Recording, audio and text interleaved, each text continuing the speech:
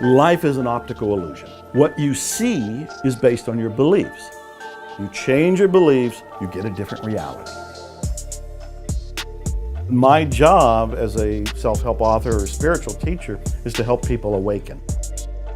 When I was homeless, I didn't have the money for a bus. I didn't have 60 cents. My wake-up came when I realized that I was struggling because of a belief system I had that I didn't know I had. When I looked out into the world, I saw scarcity. Today, I have evidence for abundance. The movie was introducing this idea, whatever you focus on is what you're going to tend to bring into your life. Most people think about the things they're afraid of. All of these kinds of negative thoughts keep people shut down. They don't go for their dreams. What the law of attraction is teaching people is that you have a choice, but it all begins on the inside. Take 5 action steps every single day in the direction of your dreams. You don't get that much done just by sitting and wishing for it. Train your mind to see the good in every situation. You are going to have successes that are unimaginably huge. You got to trust.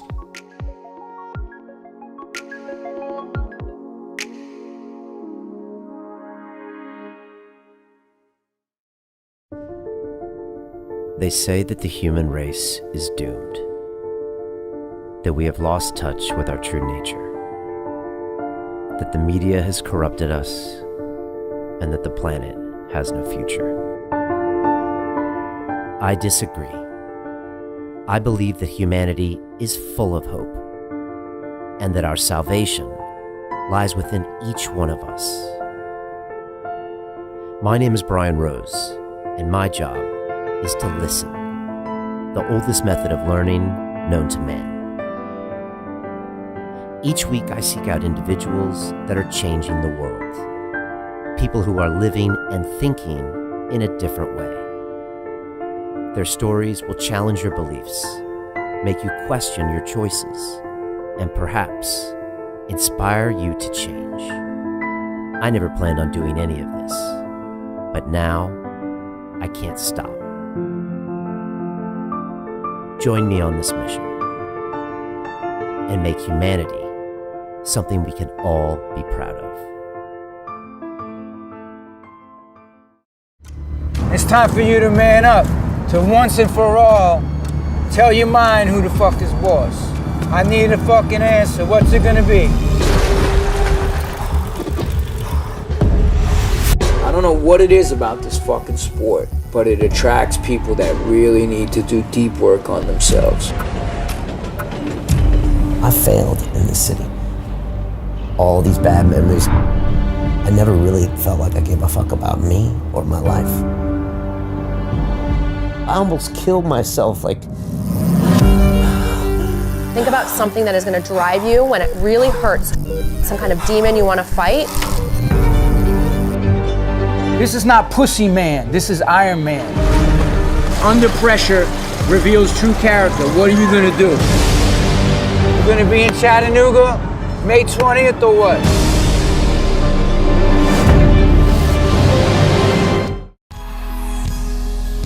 What can I say? Dr. Joe just has some pretty amazing energy. He's like that uncle that you always wish you had. And he's an author and spiritual teacher made famous by that movie, The Secret, that we all watched about 10 years ago that was all about the law of attraction. And Joe is all for that, but he's also about taking action. And that's what I especially like about him. But I think he's got great ideas about how to put yourself and your brain into this abundance mentality so things flow to you. And I know you're gonna enjoy my talk with Joe. And I also know you're gonna enjoy broadcasting yourself, which is what I'm teaching over the next 8 weeks, how to start your own podcast the way I did with London Real, but how to produce quality content. That's where most people get it wrong. I've got 8 weeks, 8 modules that get you all the way there. You will have 8 episodes published on iTunes at the very end that will change the course of your life. And here's a little bit more about what we do inside the Academy.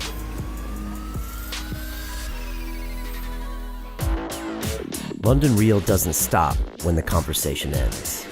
You see, that's when we get started. Because everything begins with a thought, and then comes the action. The London Real Academy is our global transformation platform. Here we bring together thousands of students from over 75 countries. Whether you want to build a profitable business from your passion, or learn to speak to inspire, or broadcast yourself with your very own podcast, or accelerate your life to become a high-performance person, we have the online accountability course and personal mentoring program that will make your dream a reality. Join us, and we'll take your life to the next level together. Our next accelerator course is starting soon.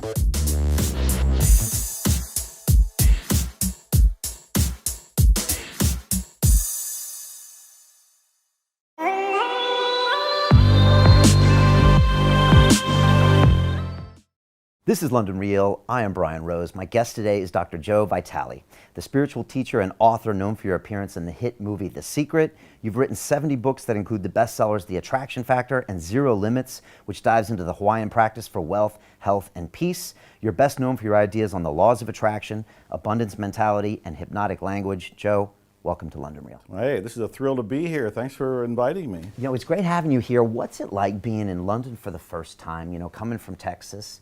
What are your thoughts of this place and, you know, what's going on here? I love London. Absolutely love it. I've never been here before. Only been here for a couple days, unfortunately leaving tomorrow. But I plan to come back because there's so much to see, so much to do, so much to eat, so much to shop, so much to learn, the history and everything else, that I'm actually blown away, impressed, inspired, informed. I can't wait to come back. I already forgot what your question was, but I think it was something like, what do I think of London? Yeah. I love it. You love it. And right now you're in Austin. Why, I know you've lived all, different parts of the country. Why Austin for you? Is it a place that has got the right vibrations for you, or what's going on there? Well, the joke is, I tell people I live outside of Austin because that's where my house is. So. That's a good answer. Partly for the climate, which sounds a little weird because it's 170 degrees Fahrenheit there and a 100% humidity, and you say London has a heat wave going on. To me, it's kind of like a relaxed cool front that's happening in London compared to Texas. But I was born and raised in Ohio, which is up in the Midwest. And so you go through winters, you go through freezes, you go through cold fronts and all of that. I didn't like it. So I moved to a warmer climate. Lived in Houston for 20 some years and outside of Austin, and been in where I'm at now for 18 years. So it's home. Yeah, it's home. You know, I want to talk about your books. I want to talk about, some of these Hawaiian ideas, because I think they're really interesting. Maybe even some of your music and some of your strongman stuff too. A lot of things to cover. A lot of things. But, maybe we should start off with that movie from 12 years ago. And a lot of people know that the movie The Secret. I remember watching it. I thought it was kind of pre-internet, but I guess it wasn't. But it was the time when you couldn't necessarily watch it on YouTube, and yet it still kind of went viral in a way. And a lot of people watched it, a lot of people got behind it. And I was wondering, looking back 12 years, what you think what that phenomenon was at that point. Was it the first time the world had kind of got exposed to a lot of the ideas? And what do you make of it? And what was your part in it? Good Lord, that's a lot of questions. I know, right? About something that is a historic milestone in movie making. Yeah, maybe describe the movie first, because some people might not know it. Oh, if you haven't seen the movie, if somebody hasn't seen the movie, please go watch. It's everywhere. It's on Netflix, it's on Amazon, you can buy it, it's in hotel rooms. I think the website's thesecret.tv, so it's still there. The movie came out in 2006. Most of it was filmed in 2005, and I was one of the lucky ones to be filmed for it, and I was invited because I wrote a book called The Attractor Factor about the law of attraction. The director, who lived in Australia, found me, called me, and said, hey, I want to make a movie about the law of attraction. I'd like you to be in it. And I just thought she was a flake. I didn't think she was going to actually do anything. And I said, sure, if you get the money and you pull it together, give me a call. She did. And she made history. I think the reason that the thing took off so well is there's 2 or 3 reasons that I've been able to think about over the last 12 years. One is it was the first public, media-friendly introduction to what could be called mind power. It was about the law of attraction, which is about whatever you focus on is what you're going to pull into your life. So the movie was introducing this idea to the masses. It wasn't new to anybody who reads books. The law of attraction is in books from the 1800s. I have rare copies of books from the 1900s. It's in there.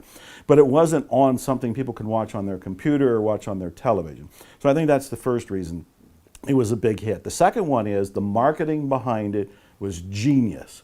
For one thing, she had 24 teachers in that movie besides me. Jack Canfield, Bob Proctor, John Asseroff, Lisa Nichols, a whole long line of people. Every one of those people has a mailing list. Every one of those people has a following. So when we all were told, you can now tell the world about your movie, I was the very first person who told my mailing list, hey, I'm in a movie, it's called The Secret. Jack does this, John does this, Lisa does this, Bob does this. And suddenly there's free marketing going on, free advertising, because the people in the movie are telling their followers about the movie. So the followers all go to watch the movie. The other thing that was going on is that she brilliantly teased people for 6 months before releasing the movie. So she sent out teasers, little movie clips, little previews, little insights about what was coming, but she didn't release the movie for 6 months. Now, I'm Mr. Impatient. If I had a movie done that I believed in, I'd release it this afternoon. I'd tell you, the movie's done, tell your followers to go watch it this afternoon. But she held back, and she just paced out that enthusiasm. By the time the movie was released, she had a mailing list built of people ready to see it. And then, of course, when the movie came out, so many people saw it that were in power positions. I ended up on Larry King Live twice, not because of Larry King, but because of the women who put on his show. They saw The Secret. They said, oh, we have to tell the world. We got to get Larry to do a show on The Secret. Larry could care less about The Secret. But those women got people like me, John, Jack, and a bunch of other people to go on. Oprah did the same thing. Oprah basically did an infomercial on The Secret and did 3 shows. I can go on and on. Go watch The Secret. If somebody hasn't seen it, go watch it, thesecret.tv. Right. And what was that underlying message that people walked away with after watching The Secret? That you can have, do, or be anything you want if you controlled your mind. It was about the law of attraction, and the law of attraction is basically saying whatever you focus on with energy and repetition is what you're going to tend to bring into your life.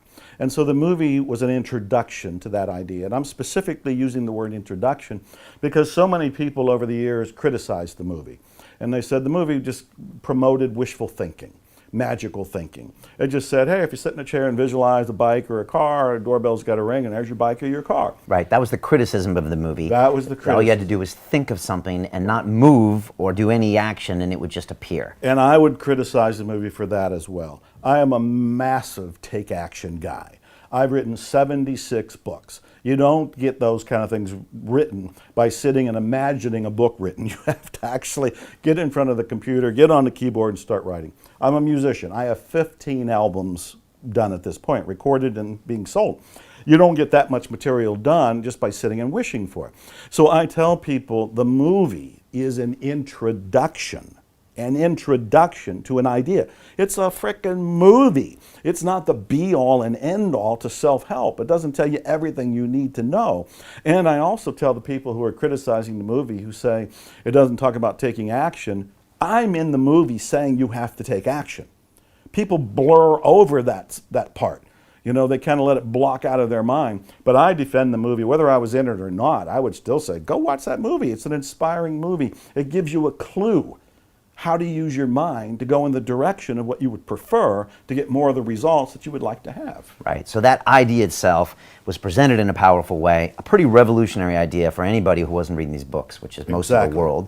But if anything, it probably didn't emphasize the action enough because it couldn't. It was a movie about this one thing. That's exactly right. And so that's what critics later said, oh, you can't just think of it and it'll happen. But it did change people's thoughts when it came to law of attraction and kind of mindset. Oh, it gave I want to say millions, but I actually don't know the figures. The movie is still selling like crazy, being viewed like crazy around the world. I've gone to countries I didn't even know existed where they saw the movie The Secret and they want one of the Secret teachers to come in and talk about these principles. I've always said Rhonda, the director of the movie, should have done a volume 2. She actually had enough footage from everybody she filmed for the first one that she didn't have to film anybody else. She just had to edit it. And I was on Larry King the second time, and I announced that there's going to be part 2, because Rhonda let me believe that there was going to be one. And that would have been more about action. But I think action is the missing step. Again, I still protect the movie because I think it's fantastic. Okay. What can people know right now or learn from you right now about this concept of this law of attraction, as far as what you think about and what you really concentrate ends up what you bring into your life? I mean, what are some basic elements of that? Because I've heard you talk about this in detail, but I still think most people don't know how to actually practice it. Yeah. The very first step is you have to become aware of your current thinking. Most people don't realize that their thoughts are in the toilet, that they're listening and to themselves say negative things about 70,000 times a day. 70,000. 70,000. There are some research studies that are showing it's higher than that. And the other thing that's more startling is that they're mostly repetition. They're the same thoughts. There are things like, I'm not good enough, it's not going to work out, this stuff works for other people, works for Joe Vitale, but it doesn't work for me, works for the people in the secret, but it doesn't work for me. They want to do things, but they think the economy's wrong, the president's wrong, the timing is wrong, I don't have enough education, I don't have enough experience. All of these kinds of negative thoughts keep people shut down. They don't go for their dreams. They react to life. They kind of crawl through life with no enthusiasm, no sort of energy, and no belief in themselves or the possibilities of something better. What the law of attraction is teaching people is that you have a choice. You can change your thinking. One way to look at this is the thoughts you're having right now are primarily negative. So that's the first thing to notice. Your thoughts are primarily negative. The second one is you're not your thoughts. You are separate from your thoughts. And this is massive, earth-shaking news if somebody's hearing it for the very first time. There have been books that are called, You Are Not Your Mind, You Are Not Your Brain. And what they're saying is, these thoughts that we're having them. We're not them. If we can detach enough to go, oh, here comes that I'm not good enough thought again, and let it go by, we are one step removed from it. Now we've clipped off that energy that was causing us to feel bad because of that thought. So that's the second step, is to become aware that I'm not my thoughts. Third step is to start to generate what you do want to think. And this is where things like affirmations, positive thinking, positive statements, instead of saying I'm not good enough, begin to say I am good enough. Begin to say this can work out for me. If this material has worked for other people, why can't it work for me too? You know, I'm human, they're human, and you can start to rebuild your software of the mind, if you want, if you will. And these are all elements. And then there's, we can get into details like what you're going to tend to bring into your life are things that you think about a lot. Most people think about the things they're afraid of, the things that they're worried about. I tell people, why don't you start thinking about the things you love, the things you're passionate about. You're going to go in a new direction. You'll be happier. You'll be healthier. You're going to have better momentum, better enthusiasm. So the repetition of that is going to be a big thing. Emotion, going with those feelings of passion, is going to fuel you to go in a direction that you prefer. And actually having an image. And the image could be a graphical representation of what you want. It could be a house, it could be a car, it could be a job, it could be a pile of money, it could be spiritual awakening, whatever you can do. Because the brain, the reticular activating system in the brain, responds to repetition, imagery, and emotion.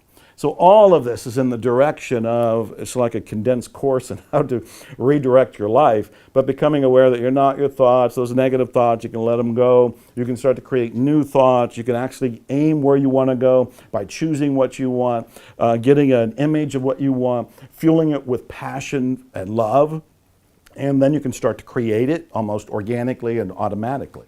And why as humans do we tend not to do that? Where does this negativity come from? Is it an old survival instinct? That is exactly. You don't even need me to answer these questions. No. You already know. It is an old survival instinct. What we're on alert for, we're hardwired for it. We're on alert for danger. We're on alert for anything that can stop us from breathing, from living. And so our reticular activating system, that part of our brain in the back of our head at the top of the spine, is already hardwired to be on alert for anything that is a threat to you, your loved ones, your life, and all of this. And so negativity and fear and worry are all things programmed to alert you that that could be dangerous. And that's fine. Our reticular activating system and our survival is working. You're here. I'm here. Your viewers are here. We can applaud that part of our system that is working. It is keeping us surviving. But what I and the other teachers are saying is that you can program it for other things. You can program it for what you want. So if you do want more wealth, or you want the romance, or you want the health, or you want the house, or the job, or a spiritual awakening, or fill in the blank, you follow the same principles that have been used to keep you surviving, but you use it for these things that you would like to have, do, or be in your life. Okay. Talk to me about imagery, because this is interesting. So if I want something, I need to actually conjure up and create an image like a vision board, or just have something in my mind I'm associating with that future outcome? Well, it's both. And what I look for is some sort of, I call it a graphical representation of what you want. And a vision board is a very popular way of doing it, because a vision board is pretty much like a big poster board, and people have cut out pictures of what they want. So I had a ride over here in a Mercedes. So if I wanted a Mercedes, I might go on Google and conjure up a bunch of different, search for a bunch of different images, find one that really makes me excited, print it, cut it out, and put it on the vision board. And if there was a particular house, like you lived in San Diego at one point, there's some wonderful mansions and old-style Mediterranean homes near the water. And if I wanted one of those, I'd find some sort of image of it, cut it out, and put it on the vision board. The idea is I don't want to just think it. I need to communicate to my subconscious mind that this is my next desire. And so if I can see the image of it and see it a lot, that's the repetition part of it, I will be communicating to my mind that this is what I would like to attract into my life. And so vision boards are very popular, and I tell people your vision board can be on your phone, it can be on your refrigerator, it can be something that's on your dashboard, it can be something that's by your bathroom, bedroom mirror, any number of these. You want to see it, you want to stumble across it. So it's not just thinking about it, because your mind can just go off in a different direction and bring you a different image. You need to be reminded of it. You want to put that up there and say, there's that house, there's that car, there's that bank account, whatever it happens to be. Okay. And should I have different images for different parts of my goals, like a house maybe, or certain thing in my business, or certain thing for my relationships, or my body, or? Yeah, that is a great question. There's mixed information on that. My own view is focus on one thing at a time. If you focus on one thing at a time, you are a missile targeted and sending a powerful signal right into your subconscious mind. There's no confusion. It's like, I want this car. That's it. I don't think there's anything wrong with having like a master vision board, and all the different things you were just referring to are there. So there could be the romance in the house and a boat and whatever it happens to be. It could be all on there. But I think it's wiser and more powerful, more effective, more efficient, and accelerated to pick one thing at a time. When I reflect over my own life and my greatest accomplishments, I believe they came when I was really focused. When I said, I'm writing this book, or I'm recording this music, or I'm going after this car, or I want this kind of awakening, and that was the primary focus, I would get it fast. But if I have too many things up there, it feels like it's a little diluted. Yeah, that makes sense. Is there something wrong with having a material possession as a goal? You know, I mean, love that question. Yeah, I absolutely not. Absolutely not. My view is we are spiritual beings in physical bodies on the material plane to enjoy the bounty that is here. We are enjoying it as spiritual beings. I think the problem is when you get attached to it. For example, I love old cars, and I have a handful of them, but I'm not trying to create the largest car collection in the world. If I was, I would probably be coming from ego. But if I come from the sense of, you know, this car really makes me feel fantastic, and I have this car, like I have a Spiker, which is a handmade car from Holland, very rare in Texas. But I absolutely am thrilled by that car. And that's what's important, is that my body sense, my mind, my energy, and everything is going, this is almost like a spiritual experience to drive a Spiker. But if I wanted to have every Spiker ever made, or have more cars than Jay Leno or some of the people that are known for their car collections out there, I'd probably be coming from ego. So I think there's some discernment that we need to be aware of. Is like, why do we want something? I do want us to want it because it makes us feel good, that there's a feeling, a higher energy that comes from possessing something. But I don't want the item to possess me. That's the difference. You know, I want to experience it and enjoy it. For example, at one point I had 11 cars. And I realized I can't keep up with 11 cars. I can't drive 11 cars. I don't have mechanics on hand to take care of 11 cars. I started giving them away. I knew friends that wanted certain cars, and I said, here's the keys. Here you go. That feeling alone was priceless. I mean, I was homeless at one point. To be able to go, here's a car, and that was a BMW. It was a beautiful, immaculate car. And go, here, have it. And I've done that with other people. I just bought my sister a car because she needed it and she was struggling and she wanted something in particular. I was able to do it. So I think having these things, sharing these things is part of the spiritual experience within our physical material bodies. We just don't want to be caught up or addicted or attached to it. That's interesting. So I could see 10 different guys with 10 different Ferraris, and they each might have a different spiritual relationship with that piece of material. Absolutely. And some could be productive and positive, and some could be potentially negative and destructive. Well, and it's a very individual thing. And that's the other thing. We cannot judge other people. You don't know why I have a car. You don't know why I have a spiker. I'm telling you it's for a spiritual reason, but you can easily sit on the outside of me and go, oh, you just got that because it's rare and you want to strut around in something that's unique. Well, you don't know that because you're not inside of me. You don't know what my motivation is. You don't know what my purity is. You don't know what my spirituality is. And that's why we can't judge other people. We don't have a clue what their connection to the universe is all about. Okay, but don't just reject material possessions. No. Okay, and even nice ones, you can have them. Yeah. Allow yourself to have it because we're in a physical world. Yeah, and I've often joked, Buddha never saw a Rolls Royce. I imagine that he would probably really like it. He just never had the opportunity. He never had the opportunity to be in such a divine car. Okay, so if I put the London Real corporate jet on my vision board, Yeah. and one day I get it, if I have a good positive relationship with that jet, as in that enables me to travel the world and take the messages of people and boost it out to the world, and it shows everyone that we're going places and that this is what you can do through positive thinking. Yes. That's a very good use of something highly material. That is the best use of it.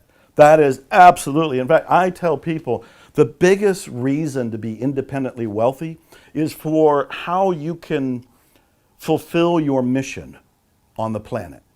And for you to have a jet and be able to travel around or take care of your guests, or the next time you want me, you fly me from America over here. There you go. I mean, you're fulfilling your mission.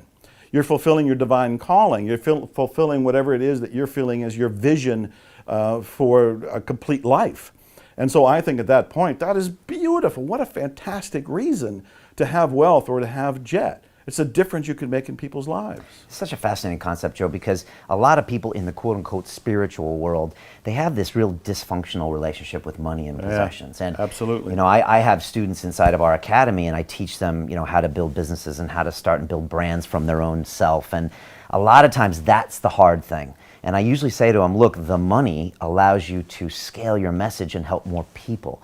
As soon as they see it, then the whole concept of quote-unquote sales becomes more interesting. All of it becomes a means to a greater end of a greater good. Yeah. But a lot of people see money as this bad thing, dirty thing. But it doesn't have to be, does it? Not at all. In fact, I wrote a whole book called Attract Money Now. Right. I give it away. I mean, anybody watching this can go to attractmoneynow.com. The book is free. And there's 7 steps in there for attracting more money. And the very first one is along the lines of what we're talking about. Because the very first one is about our beliefs about money, and our beliefs about ourselves, our beliefs about deservingness. Because what I have found is that the spiritually snobby people who put down money and take a vow of poverty and so forth don't realize that unconsciously they bought into a limiting belief. And it's a belief I talk about in the book, Attract Money Now. And that belief, I can begin it, and everybody watching this show is going to finish it. Money is the root of all, I don't have to say evil, everybody said it. So let's go a little deeper and look at the law of attraction as it pertains to money. If somebody says, I want money for my business, that's a good reason to have money. But if they unconsciously think money is evil, they're not going to allow that money to come in. Why would you want anything evil in your life? You will not allow money to come in as long as you think it's bad, it's evil, it's going to corrupt you, it'll corrupt other people, it's tainted in some way. This is an unconscious belief that virtually everybody has. So the first thing I do to help people with this, and I want to help your viewers right now with this, is to realize that is a shortened biblical phrase. The longer phrase is, the love of money is the root of all evil. The love of money is the root of all evil. Well, first of all, that's from biblical literature, so we don't know actually what was really said. It's been translated and retranslated, and we end up with this phrase, which may or may not be actually what was written down.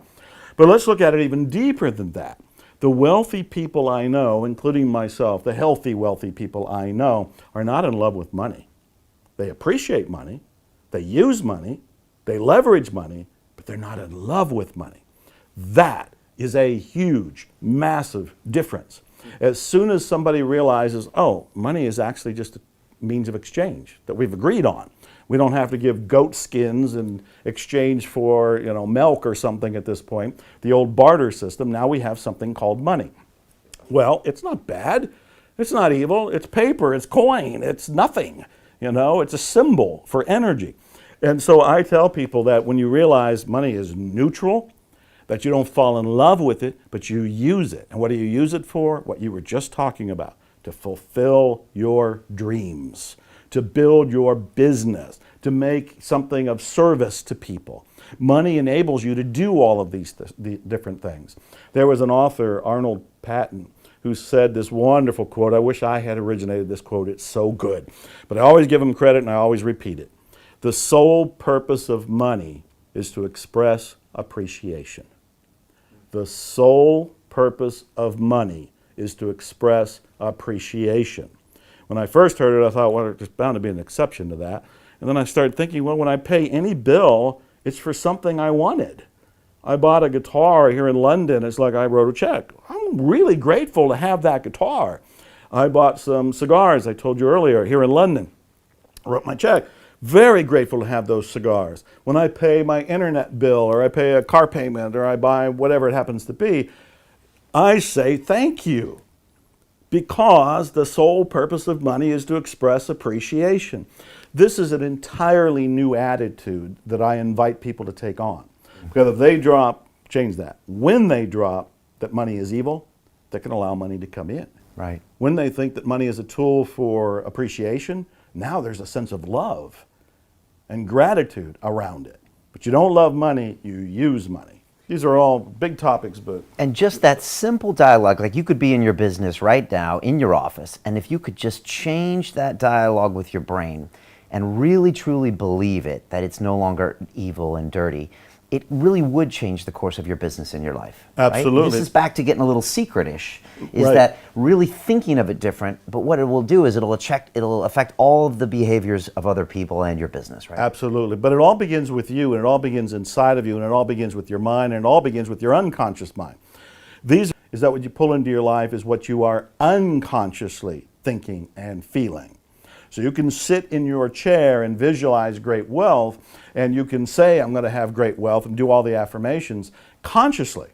But if unconsciously you think money's bad or money's evil, you're not going to bring it into your life. Or if you do bring some money, you will sabotage it and you'll get rid of it quick. This is why many lottery, I don't know what it's like in London, but over in the States, people win lotteries and they're broke. A year later, they win millions of dollars, and it seems preposterous that they'd be broke, but they've lost all the money. Why? Unconsciously, they still had beliefs that money are bad. So part of my teaching and what I wrote in the book, Attract Money Now, is giving people the awakening. Because just getting aware is going to take them down the road.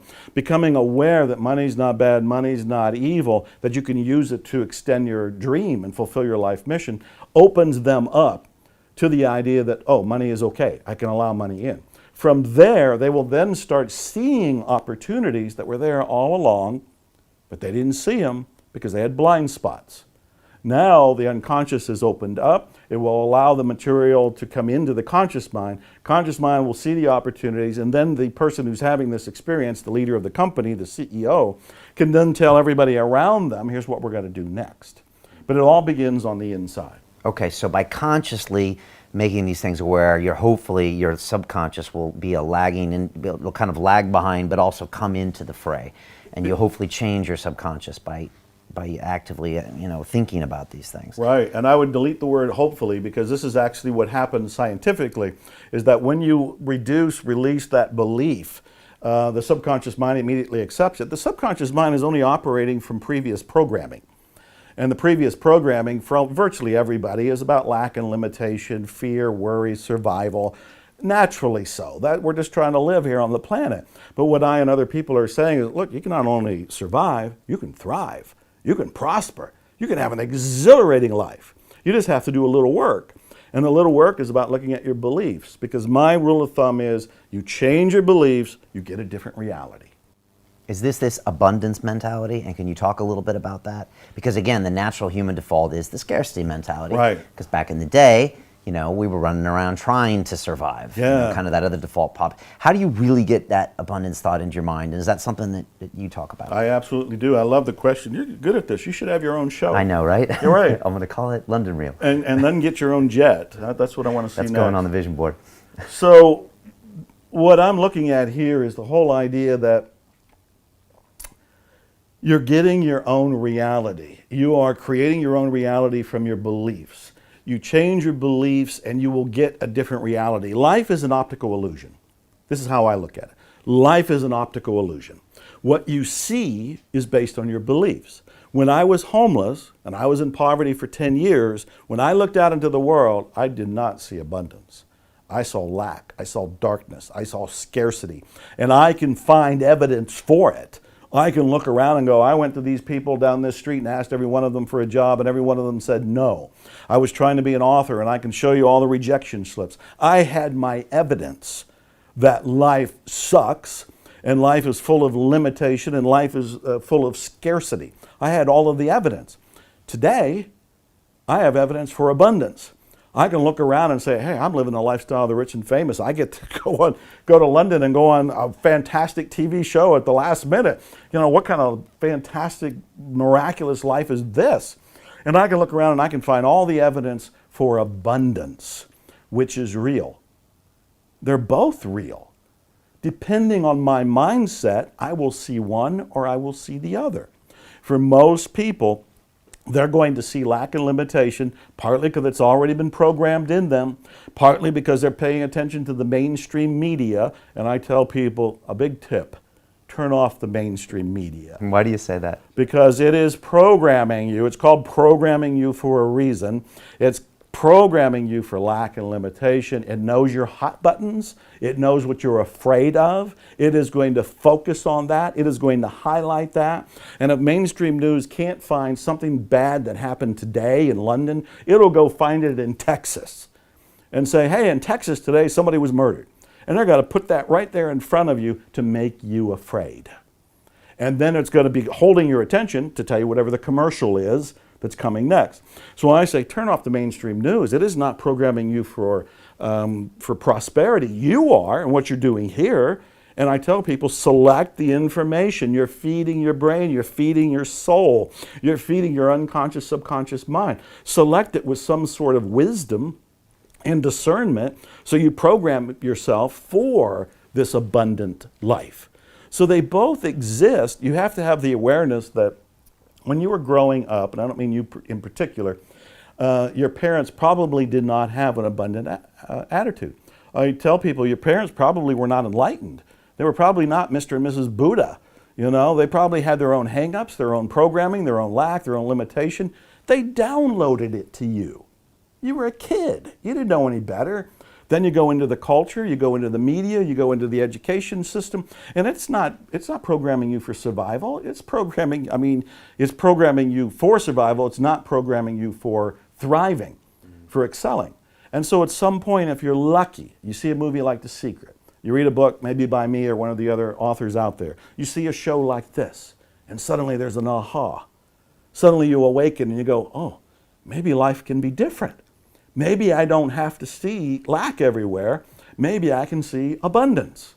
So to me, there's an optical illusion. They're both available. You get to choose. And how can I practice that state of abundance? Is that through an affirmations? Yeah, I love that question. You know, oh, I can talk to you forever. a few basic ways, you know, because also a lot of people watching us will say, Joe, Brian, if I look at a street and someone else looks at a street, it's the same street, it's the same people, it's the same. A lot of people will not understand that actually they'll pull all of these cultural dialogues, Right. personal dialogues, and they'll see the things they want to see to Exactly. continue that scarcity mentality. That's right. They're going to see it unconsciously. It's going to be coming from the paradigm they already have, the mindset they already have, which is in their subconscious/unconscious.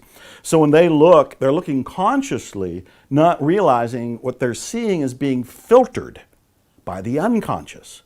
So when you change that bottom line programming, what's underneath the software, you're going to see something different. So here's the best technique. It's a technique that comes from 1900, from the book Pollyanna. It's called Play the Glad Game. And the glad game is you look for something good.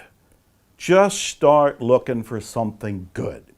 The rule of thumb is there is something good in everybody and in every situation. And there are some people and some situations that will challenge you. But you've got to focus, you got to look, and you got to say there's something good here. I bought a painting a long time ago that had a phrase on it. It said, train your mind to see the good in every situation. And I bought it because of the phrase, train your mind. This goes back to what we were talking about earlier, where you're not your thoughts. You're separate from them. And so the phrase, train your mind, is acting as if it's a puppy. Train your puppy to use the litter box. Train your cat to tell you when it wants fed. Train your mind to see the good in every situation. The first times you do this, yeah, it might be a struggle. It might feel like, oh, this is really difficult. But if you stay with it, you're going to start seeing the good everywhere. That's a simple, easy, doesn't cost anything, begin it right now, way of using a technique to start to move into abundance. Yeah, because we're constantly at war with our own brains, right? We're constantly having to check it, to understand that what we see is not real, to know that the thoughts aren't real, and that the more you can kind of be separated from that chatter and recognize the things that are quote unquote right or wrong that you want to invest in, the better. Yeah, but I would change one thing if you don't mind. Please. I wouldn't say we're at war with our brains. I would say let's make love to our brains. Let's seduce our brains. Let's have this better relationship with our brains. And this is a very spiritual concept, because what I'm talking about here, if you're not your brain and you're not your thoughts and you're not your emotions and you're not even your physical body, you are this spiritual witness within that's observing all of it. This is actually my biggest message for the world. I keep saying that we are spiritual beings, that what we want is really right here in this moment. When we think too much about the past, we think too much about the future, we've missed the miracle of right now. And right now is all we have. This is it. This is the miracle right now. You, me, the people watching, this is it. And out of this, we can create even more miracles, but we've got to stay in this moment with awareness, with gratitude, with love, looking for the good in this moment, really appreciating the fact that, yeah, I'm not my thoughts, I'm not my body, I'm the spiritual being within it. I'm the spiritual soul, and within you, it's the same thing. And everybody that's watching, it's the same thing. Behind your thoughts, behind your emotions, behind your body is this witness looking out through your eyes. That witness that's in you, it's the same witness in me. We're meeting right here.